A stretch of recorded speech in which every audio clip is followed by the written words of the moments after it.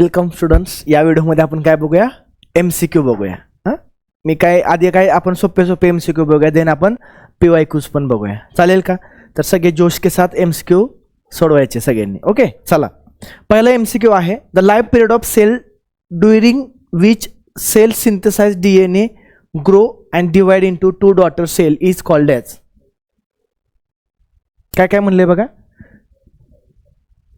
Life period म्हणजे त्या पूर्ण पिरियडला काय म्हणायचं, ऍक्च्युली सेल सायकल म्हणायचं. लक्षात ठेव, हे डेफिनेशन आहे तुमच्या बुकमध्ये सुरुवातीलाच दिली आहे बघा, हे डेफिनेशन. हां, life cycle of cell during which cell बघा, सेल आधी काय केलं, DNA तयार केला, ग्रो केला आणि डिवाइड झाला. पण DNA तयार केला आणि ग्रो कुठे केला, इंटरफेजमध्ये, आणि डिवाइड कधी झाला, M फेजमध्ये. इंटरफेज आणि M फेज दोघांना मिळून काय म्हणायचं, सेल सायकल. काय म्हणायचं, व्हेरी गुड. आता हा ह्याचा आन्सर सांगा तुम्ही. टिपिकल युकॅरियोटिक सेलची सेल सायकल किती वेळासाठी असते, 24. हां, बघा किती छान ऑप्शनमध्ये त्यांनी तुम्हाला कल्टी दिलेली आहे. सो असं होतं कधी कधी फॉर्ममध्ये आपण असं करतो की 24 आवर्स आपल्याला माहिती आहे, पण तिथं त्यांनी सुरुवातीला 24 मिनिट दिलेलं असतं, त्याखाली 24 सेकंड मी दिलेलं असतं. कळलं का? ह्यातनं एकदम अचूक उत्तर शोधून त्याच्यावरती काय करायचं, तुम्हाला सर्कल करायचं, हे महत्वाचं. 24 hours. The resting phase of cell cycle is called as. Yes, वहां पे सेल क्या करता है, रेस्ट करता है, नाश्ता पानी करता है वहां पे. 3 pages of interphase, G1 S G2. तो जेवण करतो, DNA तयार करतो, परत जेवण करतो आणि जातो. बरोबर. J1 मध्ये तो जेवण करून ग्रोथ अँड डेव्हलपमेंट करतो, S मध्ये DNA बनवतो, G2 मध्ये परत जेवण करून ग्रोथ अँड डेव्हलपमेंट, त्यामध्ये काय काय बनवतो, प्रोटीन्स, RNA वगैरे बनवतो. In which phase DNA replication takes place. सगळ्यात आवड क्वेश्चन, S फेज. कुठले phase, the interval between mitosis and DNA replication. Interval between mitosis and DNA replication. S phase आणि मायटोसिस मध्ये G2 बी येते ना, कसं दिले ना. येस, आता तुम्हाला बघा इथं मी एखादा अति हुशार व्यक्ती काय करतो, अरे एस फेज आणि नंतर जे M फेज होणार आहे त्याच्यामध्ये बी G2 आहे ना. त्यांनी काय विचारलंय, मायटोसिस झाल्यानंतर DNA सिंथेसिस होताना म्हणले. त्यांनी जर असं म्हणलं असतं DNA सिंथेसिस आणि मायटोसिसच्या मध्ये कुठला आहे, तर कुठला येणार, G2. त्यांनी काय विचारले, मायटोसिस नंतर DNA सिंथेसिस होण्यासाठी कुठली फेज आहे मध्ये, G1 आहे. कुठले, G1. M phase include कॅरिओकायनेसिस and option बघा का, सायटोजेनेसिस. जेनेसिस म्हणजे फॉर्मेशन, लक्षात ठेवा. कायनेसिस म्हणजे breakdown. Cytokinesis. Nuclear division during mitotic phase is called.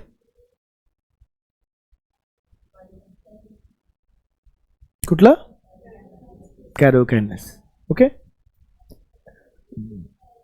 Genesis म्हणजे फॉर्मेशन.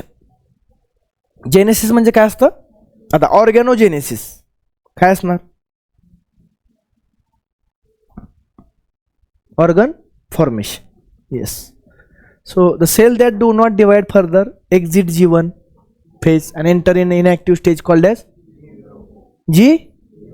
त्याला काय म्हणायचं, क्विसेंट स्टेज. 10वा सांगा आता. Very good. कुठले सेल, करू का चेक, आतापर्यंतचा रेकॉर्ड आहे 40 आउट ऑफ 40 मिळतात. करू का चेक. Wow, congratulation. ओके, आता आपण PYQ सोडवूया. ठीक आहे.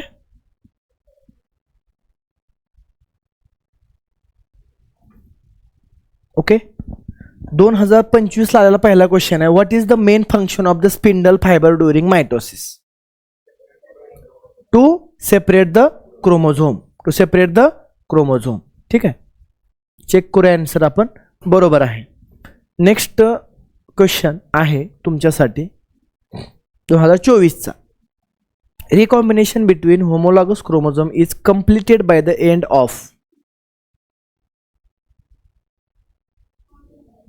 एंड कधी होते बाळांनो? हे पॅकेटिन. पॅकेटिनला काय होतं? एंड होत असतं. रिकॉम्बिनेशन जे स्टार्ट झालं आपण काय म्हणलं? At the end of pachytene recombination पण काय होतं? एंड होतं. ठीक आहे. चला आता हे मॅच द पेअर खूप सोपं आहे. मी तुम्हाला विचारलं सांगितलंच होतं बघा, येतं एक्झामला. कायझमाटा फॉर्मेशन कधी होते? Diplotene. Crossing over pachytene. Synaptonemal complex zygotene. आणि टर्मिनलायझेशन ऑफ कायझमाटा. बरोबर. मी म्हणायचो ना पाठ करा पाठ करा. मी का म्हणायचो? मला माहिती आहे रे. बरोबर का? मला माहीत असतं, मग तुम्हाला मी सांगत असतो, तुम्ही ऐकत नाही. हे चुकीचं आहे. मी जे सांगतो ते तुम्ही ऐकत जावा. कसं? ब्लाइंडली. कसं कसं लक्षात ठेवायचं? ब्लाइंडली. त्यावेळेस तुम्ही ब्लाइंडली म्हणता ना, बाबा सर सांगतायत ना करू पाठ, स्वतःला लई शहाणं समजत नाही सरांसमोर.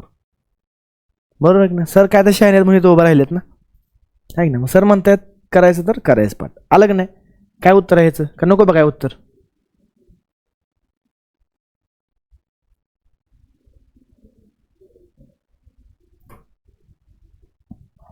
चल आलं बघा same again. Cell are metabolically active, actively proliferate. G0 fit म्हणजे कांट हे नाही का आपण बघितलेलं बघा, तो मल्टिप्लाय होत नाही पण तो निघून जातो, तर G0 असते. DNA replication S. Protein synthesis and quiescent double G0 आलं की मग. थांबा. Cells are metabolically active and proliferate. Okay. Proliferate म्हणलं का मग हे येते बाळांनो काय? हां मग ते घेते खालचं. सो किसेड म्हणलं का G1 येते आणि हे G1 येणार ह्याचं आणि G2 ह्याचं येणार. Protein are synthesise G2.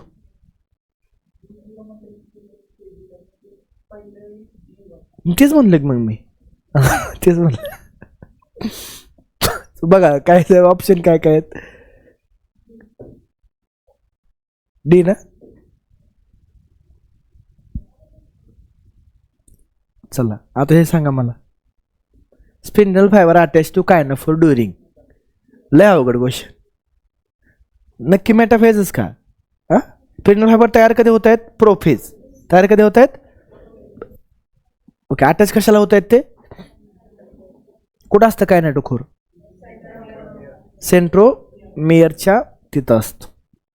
काय एवढं हुशार आहे तुम्ही सगळे? हा रणजित सरांनी शिकवलं. स्टेटमेंट 1 काय बघा.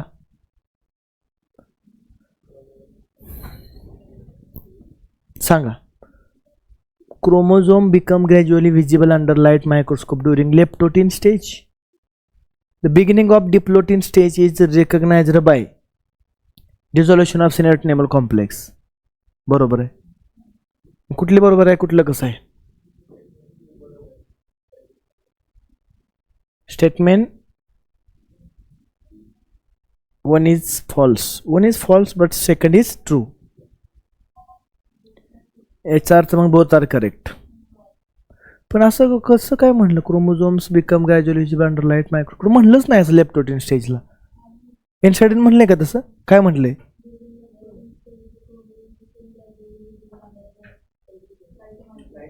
आहे का बघा. हे असं होतंय बघा कधी कधी. मग म्हणजे आपण आता लेप्टोटीन मध्ये काय लक्षात ठेवलं? फक्त क्रोमोझोम मध्ये कन्वर्ट होतं एवढंच लक्षात ठेवलं. सो तुम्ही लक्षात ठेवा त्याच वेळेस ते क्रोमोझोम तुम्हाला विजिबल झालेलं असतं लाईट मायक्रोस्कोप. ही लाईन लक्षात ठेवा बरं का. हां हां कंडेन्सेशन झाल्यामुळे ते तुम्हाला डोळ्याला दिसतात असा विषय येतो. सो दोन्ही स्टेटमेंट बरोबर आहेत. काय ते उत्तर मग?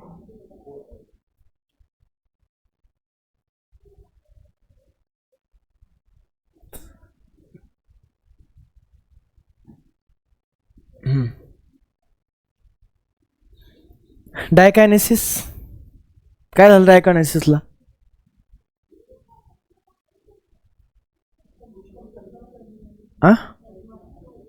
चायझमाटा. हां पॅकेडिनला काय होते?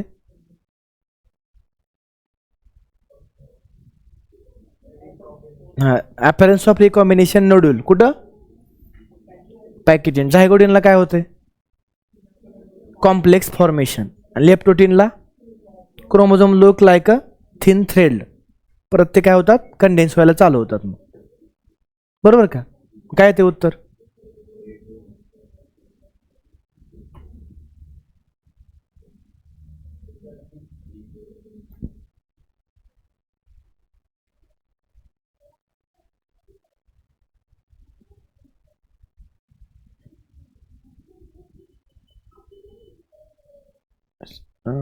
करेक्ट सिक्वेन्स ऑफ, हे आलं बघा, सिक्वेन्स.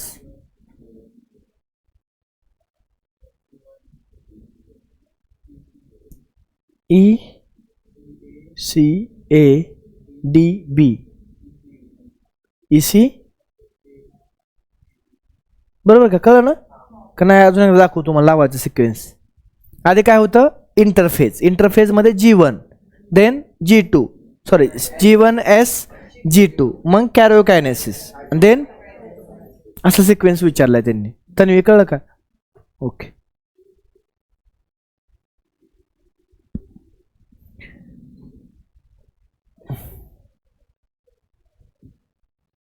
नेक्स्ट क्वेश्चन आहे तुमच्यासाठी हा. Doubling of number of chromosome can be achieved by disrupting mitotic cell division soon after.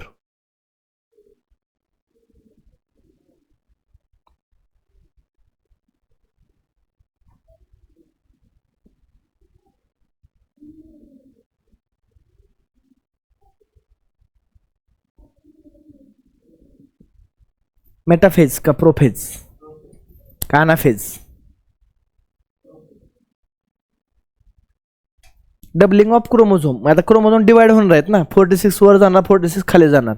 हे कधी होते, प्रोफेजला होतंय का मेटाफेजला होतंय का, कळलं तुम्हाला ते कधी होते डबलिंग, ज्यावेळेस ज्यावेळेस सेपरेट होतात क्रोमोझोम, है का, एक सेपरेट पोलकडे जायला लागतात.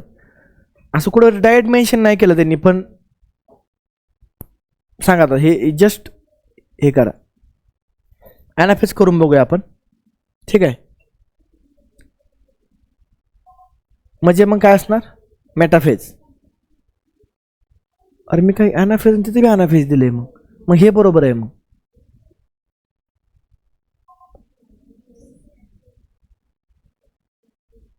मेटाफेज आहे का, ओके ठीक आहे. आता हे दोन्ही ऑप्शन सेम दिल्यामुळं आता हे कसं आहे, असं कुठं डायरेक्ट मेन्शन नाही केलं. तुम्ही मेटाफेज एकदा वाचा बरं, मायटोसिसची सगळ्यांनी वाचा.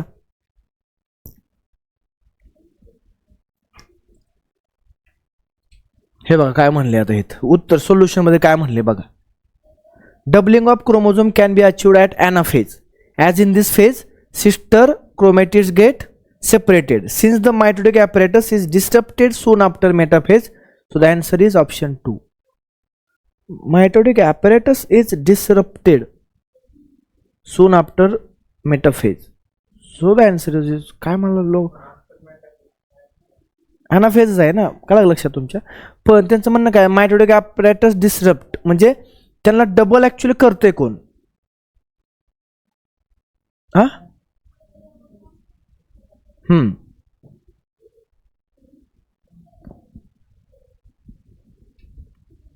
मेटाफेज. नेक्स्ट बघूया आपण आता. The dissolution of synaptonemal complex कधी होते बाळांनो, सिनेप्टोनेमल कॉम्प्लेक्स डिझोल्युशन पॅकेट नंतर कुठले आहे, कसं काय विसरला तुम्ही एवढं लगेच. डिझोल्युशन, अरे का असं करला प्रथमेश, डिप्लोटीन कधी होतंय, हे पहिलंच वाक्य शिकवलं की तुम्हाला, डिझोल्युशन ऑफ सिनेप्टोनेमल कॉम्प्लेक्स. असं का कन्फ्युज झाला तुम्ही, म्हणते अभ्यास झालाय माझा सर, आम्ही घ्या MCQ. एखाद्या मला सर वाचायला टाइम द्या, आम्हाला कॉन्फिडेंटली सोडवायचे, निसतात हे करताय तुम्ही सगळे. हा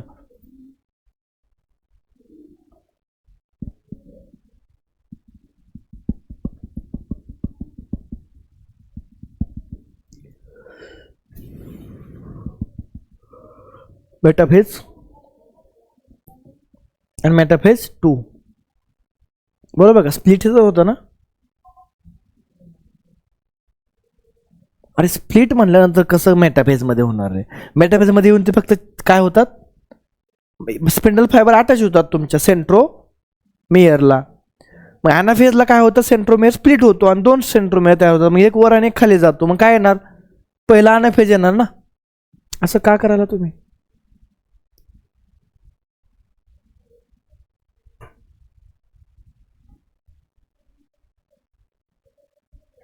आलं बघा, मी म्हणलं का नाही सिक्वेन्स बघायचा.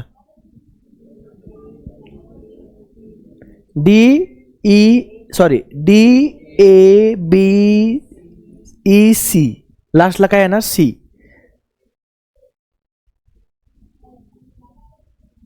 फीज आहे का पहिलंच?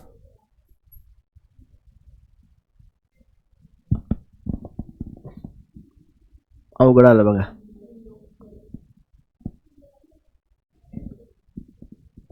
मग अवघड आहे का सोपं आहे भाऊ हा टॉपिक? हा, थोडंसं कॉन्सेप्ट तुम्हाला लर्न पाठच पाहिजे. स्टेटमेंट काय काय. परत आलं बघा, division of centromere. Division of centromere म्हणलं का, ॲनाफेज. कळलं ना. म्हणजे MCQ मधनं काय कॉन्सेप्ट, आता पुस्तकात डायरेक्ट दिलेलं नाही कुठं असं, पण ते तुम्हाला MCQ मधनं शिकायचं. रिकॉम्बिनेशन नोड्यूल कुठलं, सगळ्यांना येते ना.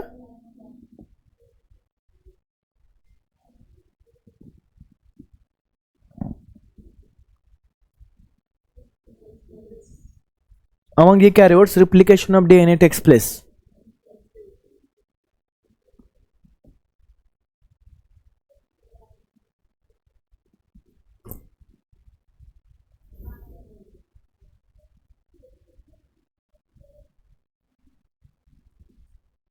M phase, equational division. G2 phase, protein and synthesis. Quiescent, inactive phase. G1, mitosis and initiation of replication. बरोबर. काय येते मग, म्हणजे सोपं आहे का नाही? काय म्हणजे मॅच द पेअर मग तर काहीच नसते बा, तुम्हाला 2-3 आलं तर होऊन जाते.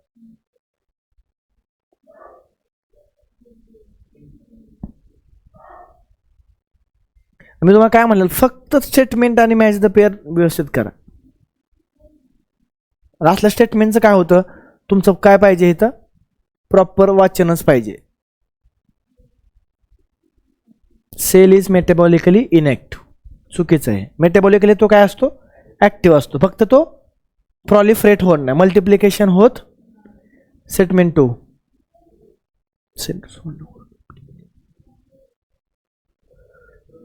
सेंट्रोसोमचा काही संबंधच नाही, फक्त एस फेज मध्ये काय महत्वाचं आहे. दोन्ही स्टेटमेंट चुकीचं आहे का मग, नक्की का?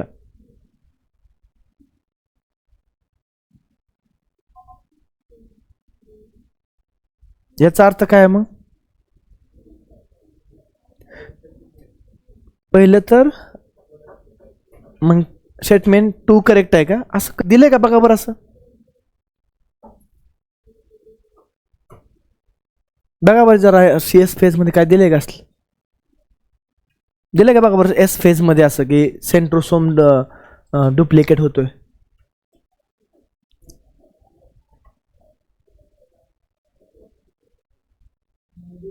हा दिले ना.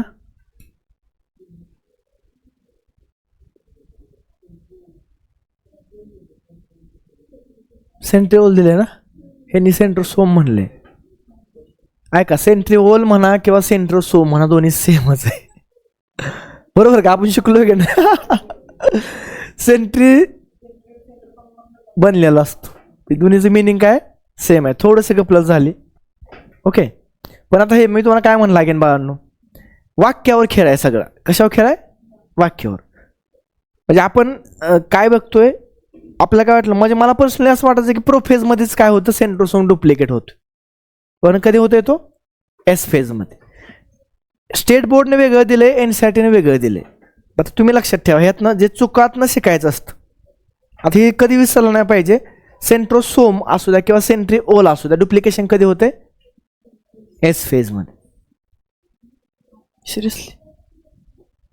ओके, या व्हिडिओमध्ये इथंच थांबूया आपण. नेक्स्ट व्हिडिओमध्ये नवीन लेक्चर. Okay, thank you.